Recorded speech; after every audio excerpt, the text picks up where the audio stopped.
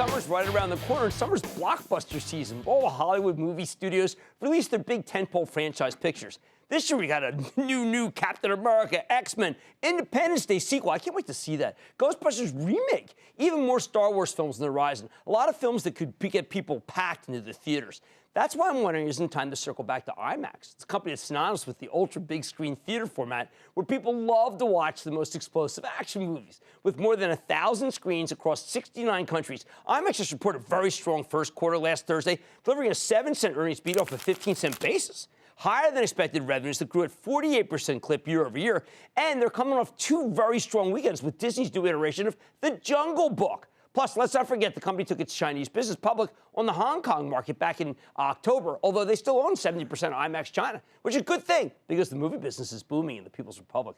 Stocks rebounded very nicely from February lows, but it's still down over 8% year to date. So can IMAX get it going again? Let's take a closer look at Rich Gelfand. He's the CEO of IMAX. Learn more about how his company's doing and where it's headed. Mr. Gelfand, welcome back to Mad Money. Thanks, Jim. It's always great to be here. All right, Rich, I've always loved IMAX, the product, and the stock's been great. But when you came on last, we talked about how it was too correlated with China and that we were worried about the movie schedule. Well, the movie schedule is now there's 5 years of movies coming out just right for IMAX. But the China thing, you didn't decouple after you did that IPO. Well, Jim, you put this chart on last time that showed how closely correlated we were to the Shanghai Index, and you were right. So I brought myself public in China, and by the way, not Shenzhen, but conservative old Hong Kong. Right, that's very important because that's U.S. listing style. Right, it's New York Stock Exchange kind of multiples. And the stock is up over 40% from the IPO. But guess what? The Chinese love IMAX China. The U.S. investors say, I know China better than the Chinese do, and I know better than IMAX's financial result. And guess what? They've been wrong. Right. Now, it seems interesting that Japan and Europe have come on very strong and that those should be more reflected in the stock than they are right now.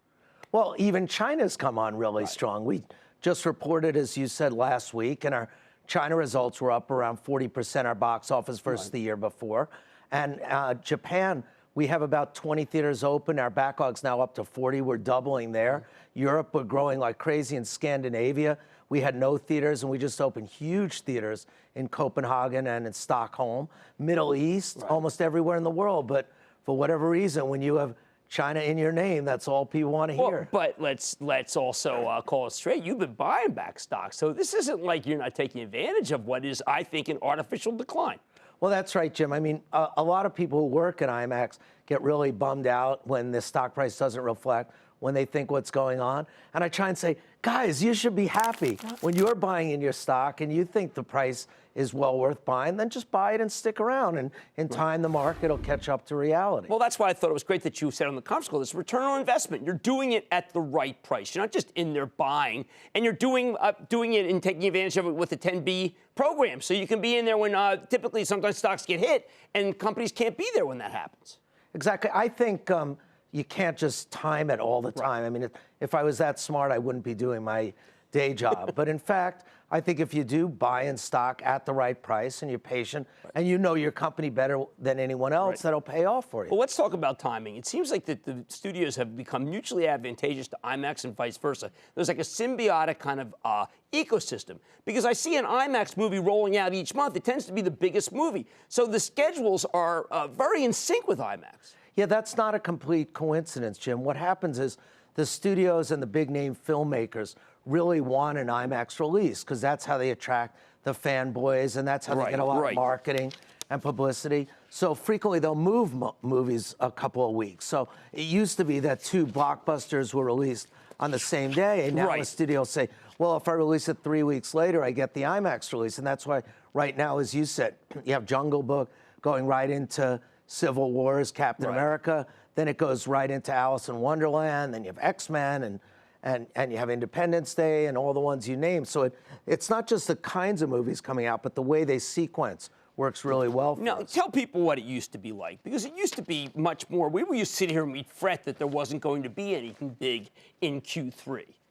Well, in general, the blockbusterization of Hollywood has changed release patterns. Yeah, you can. I want to steal that. Just as long as you give me a footnote. Oh, man, I love that. Blockbusters, I like that. Go ahead. But what they've discovered is with all the new distribution platforms, right? Video on demand and cable and all kinds of release windows, that the big movies that you're putting the marketing dollars before need to be big budget movies. So the studios are making less movies and bigger budget movies. And that plays right into IMAX's sweet spot, because people aren't going to an IMAX theater to see My Dinner with Andre. Right. They want to go see a superhero Disney's movie. got, they've got movies every single quarter, and that pays your way. Now, last question. I think a lot of people don't understand there's a real moat around your business. There might have been another time when some other company might have been IMAX competitor, but it looks like you got a real ecosystem going. It'd be very hard to crack in to exactly what you do anymore.